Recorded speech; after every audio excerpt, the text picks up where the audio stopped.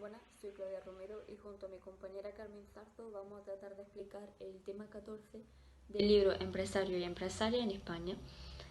Este tema trata de la presión fiscal a los empresarios durante la retaguardia franquista y más concretamente en la ciudad de Salamanca. Salamanca fue una ciudad muy importante durante la Guerra Civil, puesto que el gobierno franquista estableció allí su cuartel general durante poco más de un año. Para comenzar, vamos a ponernos en contexto y vamos a comenzar hablando sobre la situación durante la Guerra Civil.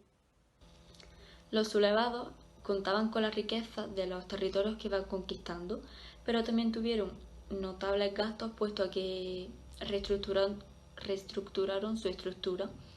Fueron buscando recursos, pero estos fueron insuficientes y tuvieron que recurrir a exacciones. Para recabar los gastos que el gobierno de Franco tuvo con su país aliado, Alemania, el gobierno estableció el impuesto de beneficios extraordinarios de guerra. Este impuesto consistía en una contribución sobre los empresarios similar a otro impuesto que establecieron los republicanos en su zona. Aquellos negocios industriales y mercantiles no se vieron afectados por el gravamen. En cambio, todas las demás empresas debían contribuir con un tanto por ciento siempre y cuando los beneficios durante la guerra hubieran aumentado al trienio anterior a la guerra. Aparecieron también las delegaciones provinciales de Hacienda, las cuales se encargaban de controlar que las empresas pagaran la cantidad que debían pagar y que todo se realizara correctamente. La guerra fue una coyuntura óptima para muchos sectores, ya que ayudó a expandirse y a aumentar sus beneficios, pero hubo más casos de empresas que perdieron dinero a empresas que ganaron. Las consecuencias de falsear o ocultar datos a Hacienda era una multa a pagar del duplo al quíntuplo de la cantidad que debían pagar inicialmente. La economía salmantina no superó la crisis de los 30, pero sin embargo ciertos sectores como la producción de leguminosas o de cereales tuvo un gran auge. Teniendo en cuenta la economía salmantina, se seleccionaron ciertos expedientes de cada subsector, puesto que había unos 1000 expedientes más o menos, por lo que se seleccionaron los más importantes de cada sector y así poder realizar una comparativa para ver si la guerra afectó a todos los sectores por igual o no. Y ya se ha comprobado de que no. Hay algunos sectores que salieron más afectados que otros.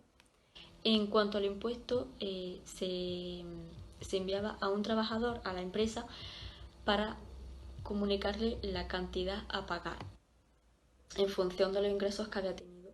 Hubo una diligencia inicial en aplicar el impuesto, puesto que en ciertos casos muy concretos la cantidad aportada, es decir, la cantidad pagada, no satisfacía a la intervención de Hacienda. Y aunque en la mayoría de los casos no hubo fallos de la administración tras la inspección. Los sectores más beneficiados de la guerra fueron el de textil y el de curtido. El de textil, puesto a que sus mayores competidores, que eran Valencia y Cataluña, quedaron en la zona republicana, y el de curtidos, puesto que en los años anteriores, el trienio anterior a la guerra, sus gastos disminuyeron totalmente, pero durante la guerra sus beneficios aumentaron muchísimo y la guerra le ayudó a expandirse y remontar. Un caso muy concreto y bastante importante es la empresa, la sociedad anónima Mirat, que era una fábrica de productos químicos y estaba dividida en 3 secciones. Esta empresa ganaba muchísimo dinero y se dio a conocer en una nota de prensa.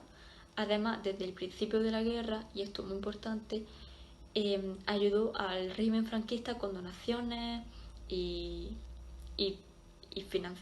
con mucho dinero. Finalmente, aun con la buena relación que esta empresa tenía con el régimen franquista, le impuso una base impositiva del 40%. ¿Esto qué quiere decir?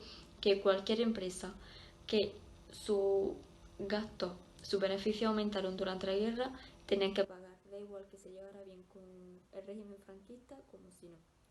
En cuanto al comercio salmantino de alimentación, se han analizado varios expedientes de tiendas de comestibles. En la mayoría de los casos, sus beneficios durante la guerra disminuyeron un montón, mientras que en el trienio anterior a la guerra se aumentaron. Esto fue debido a que la reducción del suministro de cacao provocó un decrecimiento de sus beneficios increíble. En el sector de los restaurantes y de las cafeterías, en cambio, experimentaron un crecimiento en las ventas después de la guerra y tuvieron una base, todos los expedientes tuvieron una base impositiva por encima del 50%. Para concluir, según nos muestra el caso salmantino en la retaguardia franquista, la mayoría de las empresas colaboraron con el régimen tanto de manera financiera como en el industrial, y todas fueron sometidas a una alta presión fiscal por el impuesto. Se llegó a tener una mejor adaptación del gravamen con la ayuda del servicio de inspección. Las empresas que colaboraron con donativos tampoco quedaron exoneradas del impuesto, pero sí aquellas que demostraron que sus beneficios disminuyeron en la guerra. Aquellas no tuvieron que pagar nada. Todos los sectores salieron de una manera u otra afectadas tras la guerra, aunque en casos muy concretos sí aumentaron su ingreso y durante el final de la guerra se intensificó su trabajo, pero como he dicho, en casos muy concretos. Y para finalizar, y esto es un dato importante y curioso, en la provincia de Salamanca, según la zona en la que se encontraba la empresa, podía dirigirla o no una mujer. Y casi siempre estas empresas se dedicaban al sector terciario, más concretamente a la hostelería, restaurantes y demás.